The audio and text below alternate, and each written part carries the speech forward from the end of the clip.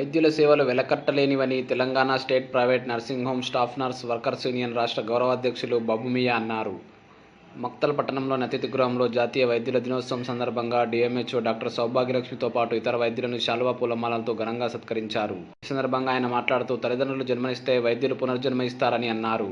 ప్రముఖ వైద్యులు పశ్చిమ బెంగాల్ తొలి ముఖ్యమంత్రి డాక్టర్ బిపిన్ చంద్రరాయ్ జయంతి సందర్భంగా ప్రతి ఏటా జాతీయ వైద్యుల దినోత్సవం జరుపుకుంటున్నామని అన్నారు. కార్యక్రమంలో వైద్యులు doctor Parvathi, doctor Sriram, doctor Srikanth, doctor Pranesh, doctor Sridhar Reddy, doctor Ramu, doctor Rajesh Goud, doctor Srinivas Reddy, doctor Anil తదితరులు పాల్గొన్నారు.